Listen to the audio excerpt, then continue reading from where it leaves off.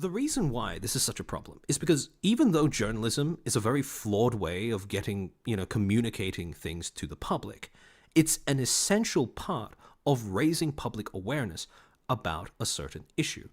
And when you have an environment where journalism is done in a way that is allergic to complexity, allergic to nuance, other issues that have a level of complexity, nuance, that don't have a clear two sides to a problem or conflict, they kind of fall by the wayside. And I say this because there is a problem that's been silently boiling away in the background for at least the last decade. And that is the issue of medical professionals, medical students having deteriorating mental health. Now, unfortunately, whenever the news tends to discuss the topic of medical professionals suffering from deteriorating mental health for some reason or other, this news tends to crop up in trends that occur around the same time that one of these professionals ends up taking their own life. And that tends to be the only thing that galvanizes the same sort of concentrated media attention that we saw with those other issues like student protests or misconduct on campus. All the other coverage around medical students is a good deal. It's like pretty similar, right? You'll have maybe like one medical student that ends up taking their life, and as a result, for like 1 or 2 weeks, you'll get news articles written about how, there's a mental health crisis going on in medicine, and then suddenly it'll all like fall off.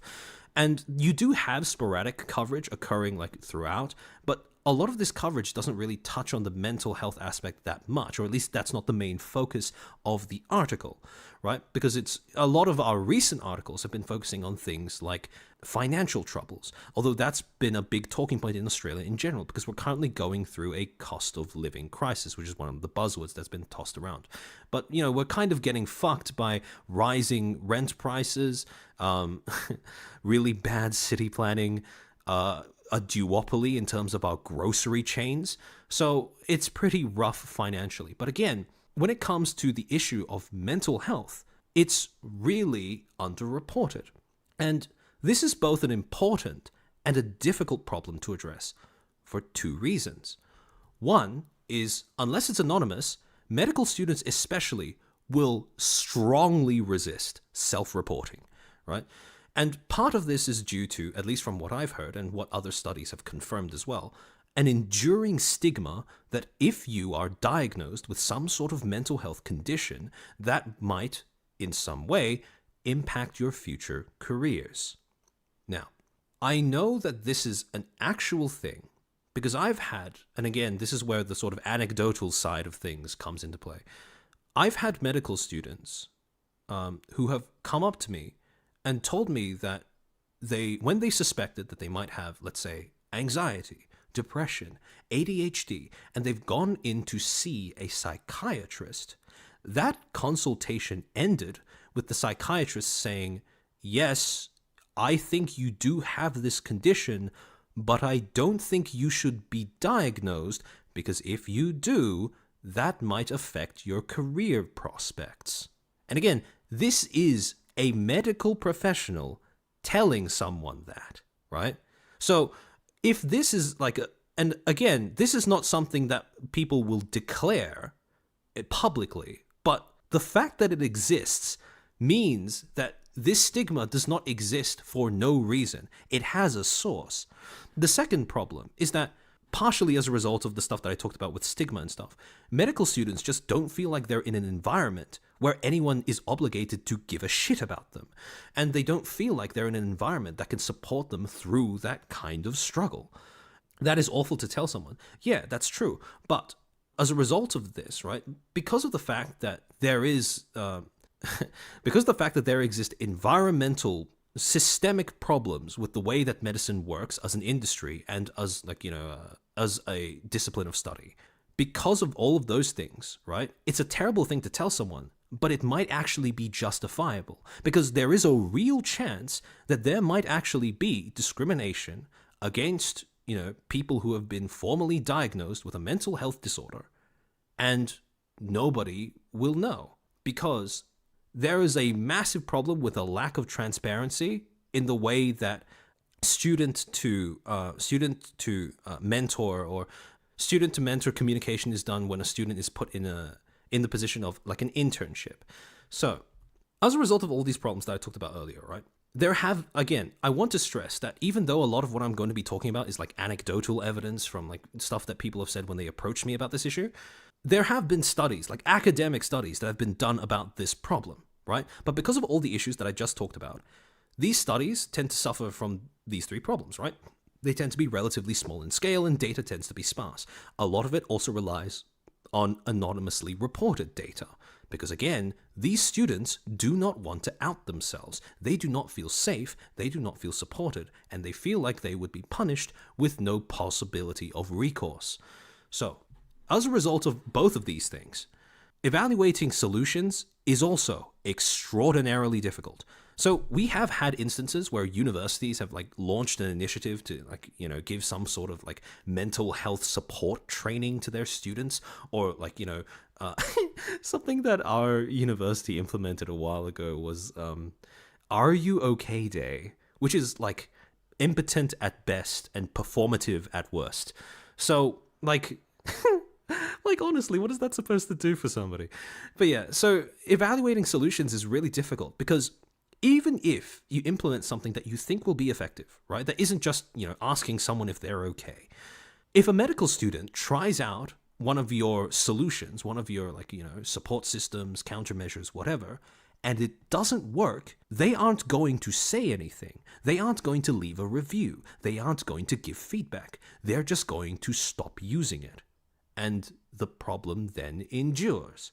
So what you kind of get is this sort of feedback system where if it works for people, they'll tell you about it. But if it doesn't work for people, the people who it doesn't work for will keep silent. So again, it's really difficult to evaluate how effective the measures you're putting in place are for solving this particular issue. My university told me that my ADHD doesn't matter at all, and I just wanted to scream.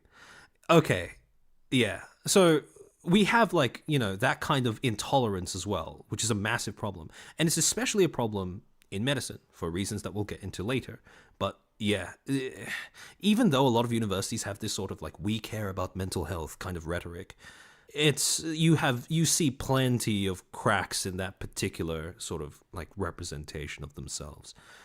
I'm doing a degree in psych, and honestly, it's like they give the whole "we can care for your mental health" as lip service. It's kind of ironic because out of all of the students that I've spoken to over the course of my degree, by far it is medical and psych students that do the worst mental health wise, and they're the ones who get the most sort of mental health support awareness training as well as a part of their degree. So, I mentioned before that there were studies that have been done. A lot of these studies date from around 2019. This was a study that was done by Beyond Blue, which is a mental health association that exists in Australia. And this was basically a study that was first done in 2013, updated in 2019, that tried to touch base in terms of how well doctors and medical students were doing in terms of their mental health.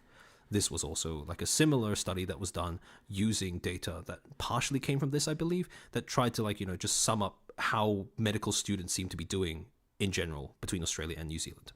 One of the stats that this study found that I think is particularly concerning is this. As part of their study, they wanted to get an idea of the proportion of medical students that had experienced suicidal ideation within the last 12 months of being part of this study.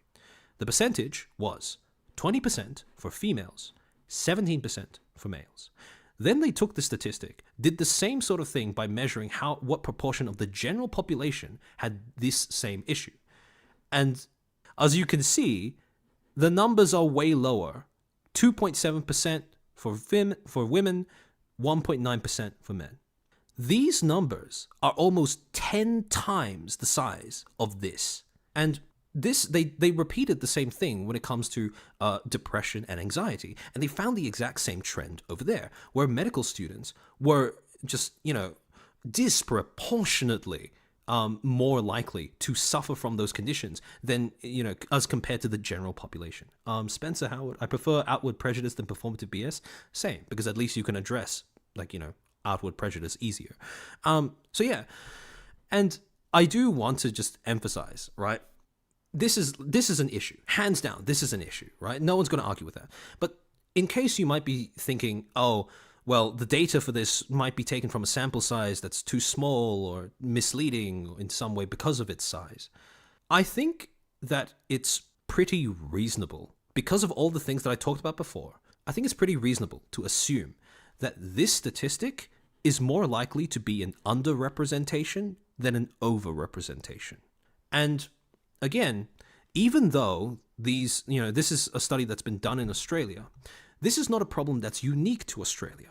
So in 2021, like 2020, 2019, throughout all those years, you have universities that have tried to take all of these localized studies that have been done on a per nation basis and have tried to pool them all together into a single meta study to try and see if this is a trend that is going on worldwide.